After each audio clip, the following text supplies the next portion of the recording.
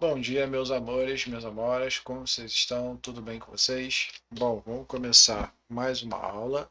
Na última aula, a gente corrigiu nossa OE referente à parte de eletromagnetismo, que seria o nosso primeiro bimestre, e a gente dá início à nossa segunda OE, referente ao segundo bimestre, tudo bem? É a parte mais rápida,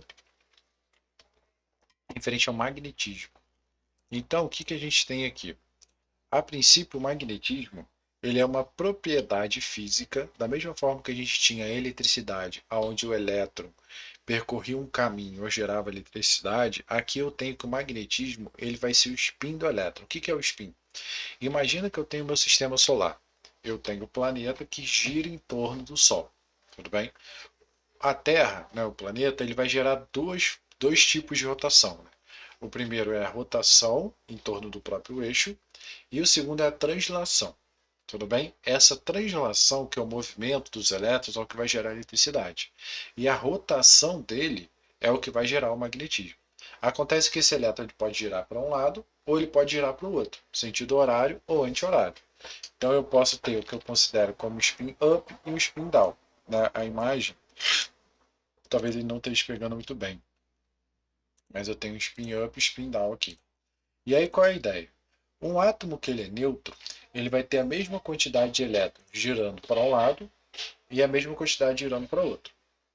Um material que ele já tem uma propriedade magnética, ele vai ter, essa proporção não vai ser igual. Então uma parte vai girar mais para um lado, uma parte vai girar mais para o outro. Em resumo é isso. Então esses materiais que têm uma propriedade magnética, eles são chamados de ímãs. Né? Então ímãs são componentes que apresentam fenômenos notáveis, denominados fenômenos magnéticos, sendo os principais a atração, né? Ou seja, a gente tem ali, por exemplo, a limária de ferro, no caso o ímã. No caso de um ímã em forma de barra, os fragmentos de ferro aderem às suas extremidades, são denominados polos do ímã. Então, o meu ímã ele sempre vai ter dois polos, o polo norte e o polo sul. Então, a segunda, quando suspensos de um modo que possa girar livremente, orientam-se aproximadamente na direção norte-sul, geográfica da Terra. Polo norte do ímã é a região que se volta para a região norte-sul do ímã. Isso aqui a gente vai ver um pouquinho mais para frente, que é o polo magnético da Terra. Mas em orientação, se eu pegar um ímã e deixar ele livre, ele vai tender a se orientar devido ao campo magnético da Terra. Exercem entre si forças de atração ou repulsão, conforme a posição em que são postos em presença um do outro. A experiência mostra que os polos de mesmo nome se repelem em polos de nomes contrários se atraem. Então, por exemplo, aqui, ó, esse polo norte ele vai se repelir do polo norte e o polo sul vai atrair o polo norte, ou seja, polos diferentes se atraem, polos iguais tendem a se repelir. Outra propriedade que eu tenho no ímã é essa aqui, ó, cortando-se um ímã transversalmente para cada parte constituída constitui um ímã completo. Isso é inseparabilidade dos polos de um ímã. O que eu estou querendo dizer? O ímã eu sempre vou ter polo norte e polo sul, ou seja, polo positivo e polo negativo. Então, mesmo que eu corte no meio, ele vai gerar um polo positivo, vai gerar um polo negativo. Sempre vou ter essa característica. E aí, o ímã ele vai me gerar o que a gente chama de campo magnético. Então, o que é o campo magnético? É toda a região do espaço em torno de um condutor percorrido por corrente ou em torno de um ímã, nesse caso devido às particulares movimentos em que o elétron exerce no interior do átomo. A gente viu ali o lance do spin. A fim de se caracterizar a ação do campo magnético, associa-se a cada ponto do mesmo vetor um vetor indução magnética, que é indicado por B. Uma agulha magnética colocada num ponto do campo orienta a direção do vetor B desse ponto. A unidade de intensidade do B é medida em tegras. O que eu estou querendo dizer com isso? Todo ímã vai gerar um campo magnético, assim como a gente tem um campo elétrico, que acho que a gente não pegou muito detalhes para ver. Mas imagina que é como se eu fosse uma forma de medição dessa força magnética. Né? O ímã, quando eu tenho um ímã com o outro, ele tem tendência dos dois a se atrair. Então existe uma força magnética entre eles. A forma de eu medir essa força magnética é através do campo magnético. E o campo magnético a gente chama ele de B, tudo bem? E a unidade de medida do campo magnético é o Tesla, tá bom? Então, o campo magnético ele sempre vai sair do polo norte e ele sempre vai para o polo sul. Então ele vai seguir essa orientação aqui. Acontece que esse campo magnético pode ser gerado por um fio, eletricidade, lembra? O efeito é o mesmo, ou pode ser gerado por um ímã. Então, existem casos onde eu vou ter um campo magnético uniforme, ou seja, é aquele no qual todos os pontos, o vetor B tem a mesma direção, o mesmo sentido, a mesma intensidade. As linhas de indução de um campo magnético são retas paralelas. O que eu estou querendo dizer? Aqui, o meu campo magnético ele muda. Ou seja, se eu for analisar aqui, ó, é uma coisa. Se eu for analisar aqui, é outra. Porque a distância que eu tenho desse cara aqui para o Polo Norte, ela é diferente. Né? É só pensar, a gente pensa no campo magnético como se fosse um quadrado. Ou seja, o que eu estou querendo dizer com quadrado? Imagina aqui, ó, eu tenho aqui. O meu campo magnético aqui, ele é muito mais intenso porque eu tenho muitas linhas passando por ele. Diferente de um campo magnético aqui, ó, onde ele é menos intenso, porque tem poucas linhas passando por ele. Acho que deu para entender, né? Então, quando eu tenho esse cara aqui, ó, repara que as distâncias vão ser as mesmas, ó. Então ele vai ter o mesmo campo magnético. Então o que acontece?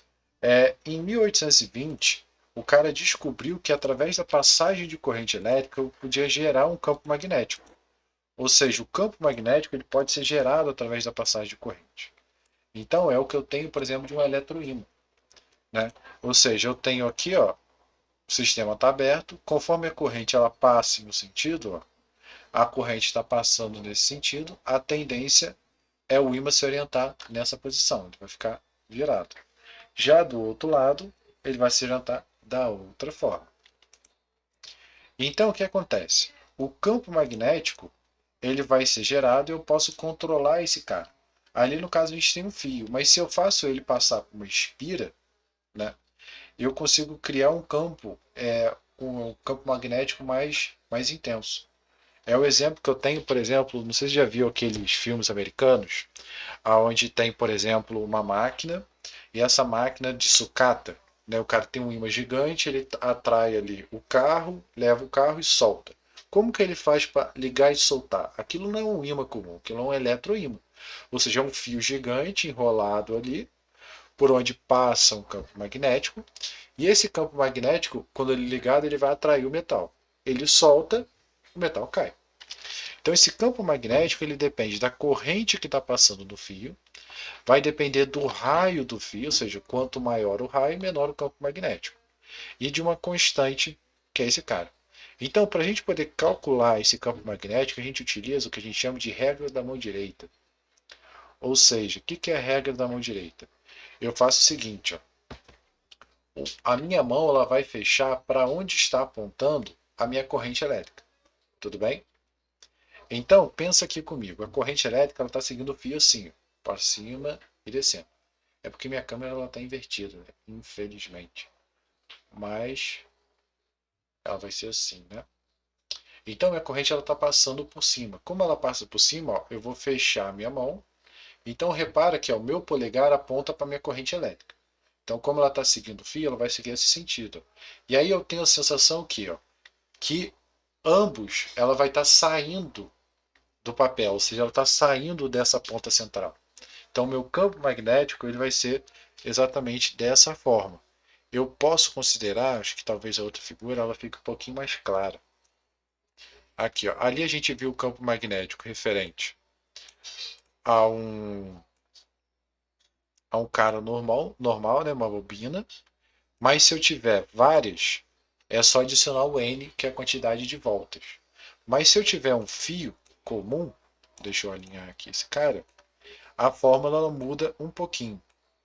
E o que muda nela é exatamente, eu vou ter um 2π associado. Então olha aqui agora, vamos ver, ó, o fio está subindo, então minha mão ela segue nesse sentido, então a pontinha do meu dedo vai indicar para onde eu tenho meu campo magnético. Então ele está jogando para fora. Um exemplo mais claro é essa figura aqui, ó. O fio ele está seguindo, ele está dando uma volta, então eu tenho que meu campo magnético, opa, vai estar associado para cá, né? Minha câmera é sempre invertida, por isso que eu estou sempre confundindo. Então, eu vou ter a mesma análise, por exemplo, de uma solenoide, ou seja, uma figura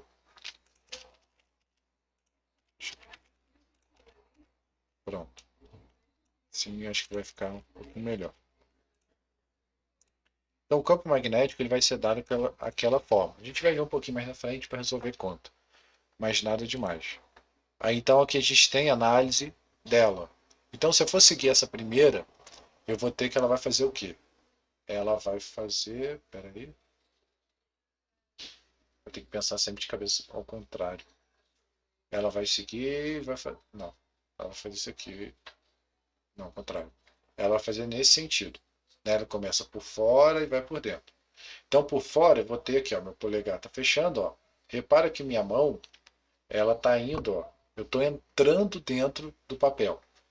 Então eu estou no sentido, ó, contra anti-horário, né? Eu estou seguindo esse sentido. Ele está entrando no papel.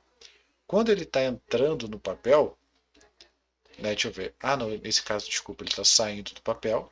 Eu vou ter esse tipo de corrente. Quando eu tenho do outro lado, eu mudo o meu campo magnético, ou seja, eu mudo a direção. Como que eu vou saber isso? Esse símbolo, ele é fácil da gente identificar. Então, imagina que o símbolo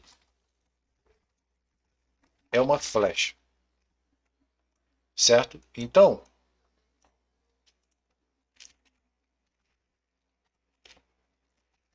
quando o campo magnético está saindo do papel, ou seja, está vindo na nossa frente, né? No caso, eu estou aqui, tenho para fora, né?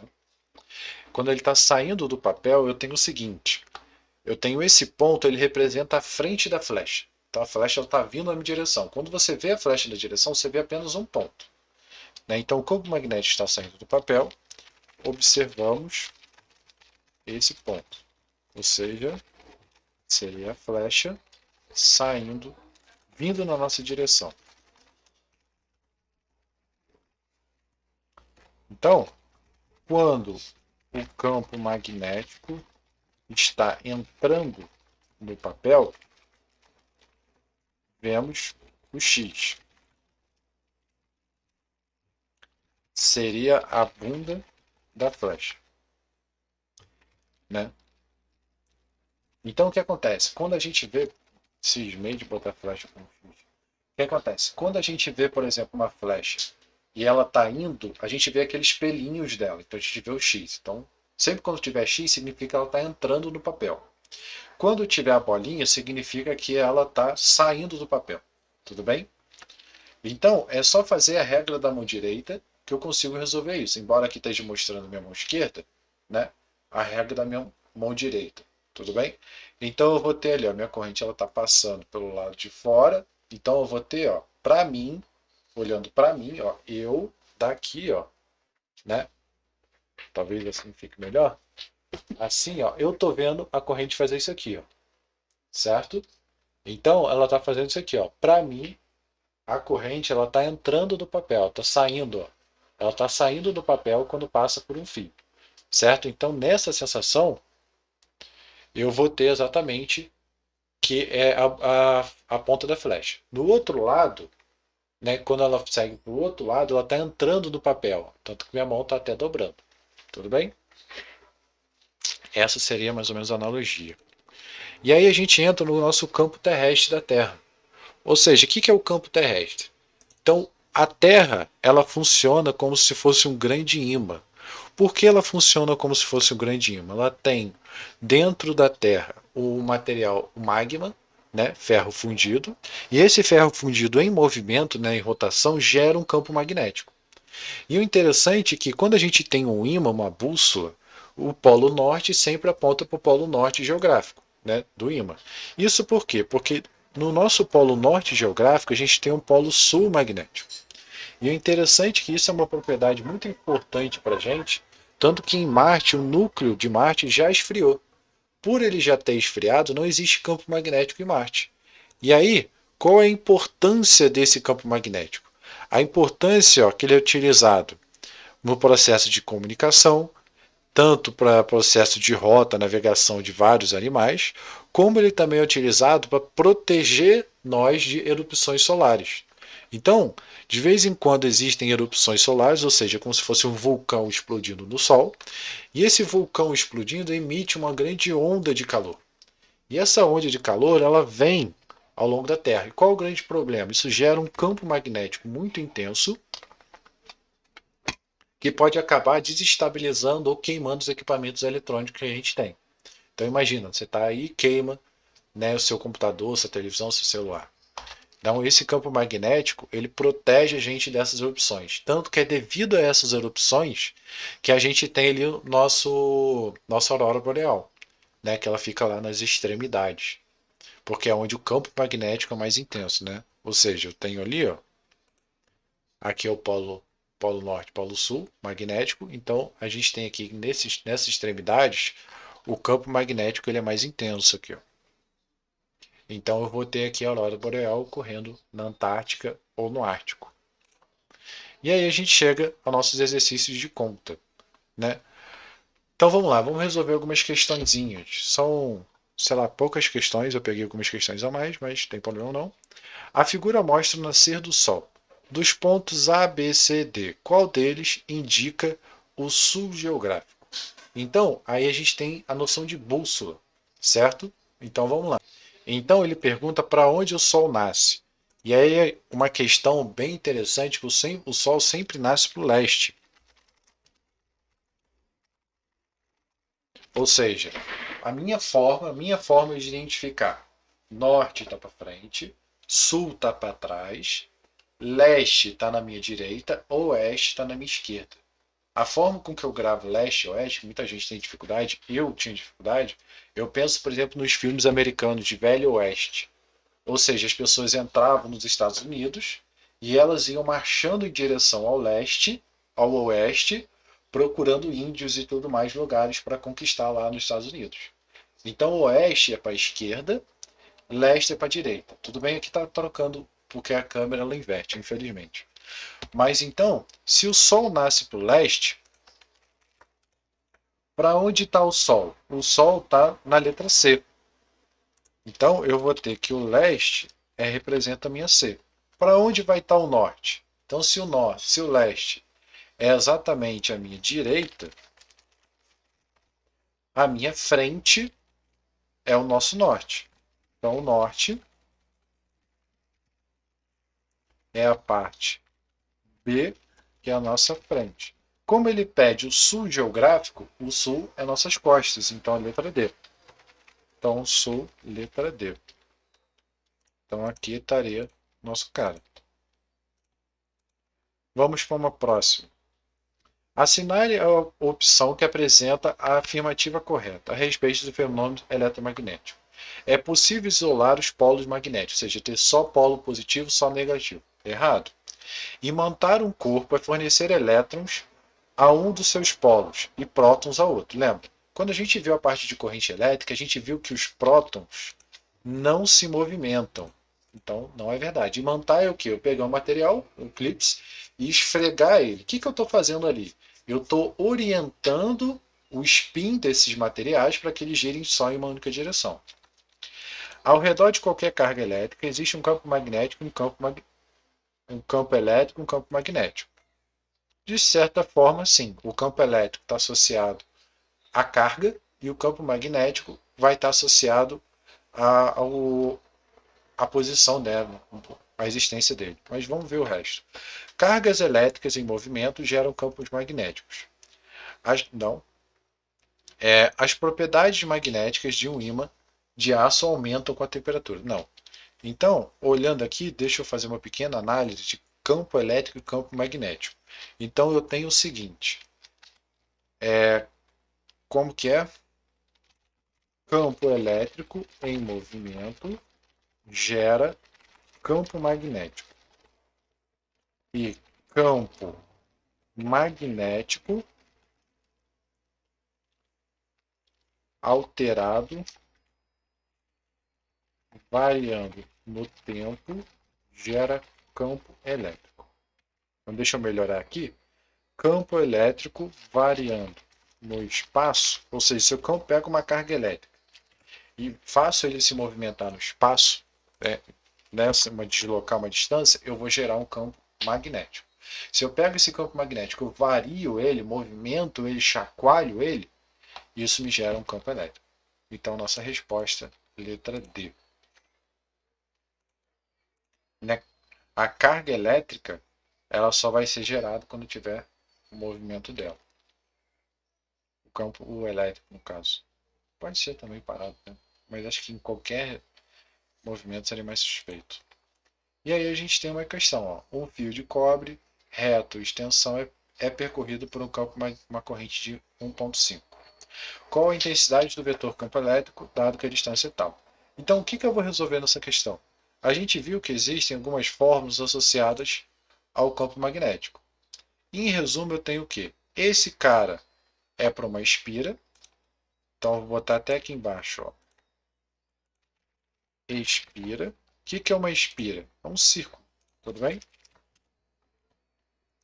Esse cara é para uma espira. Esse cara aqui é para uma bobina. O que é uma bobina? Uma bobina são várias espiras. E esse outro cara ali é para um fio. Então, qual deles eu vou utilizar? Eu vou utilizar a equação para o fio. Né? Então, voltando ali ao nosso exercício, a fórmula que eu vou utilizar vai ser essa. Ele já dá o nosso U. Então, deixa eu montar aqui para a gente poder substituir. Mi0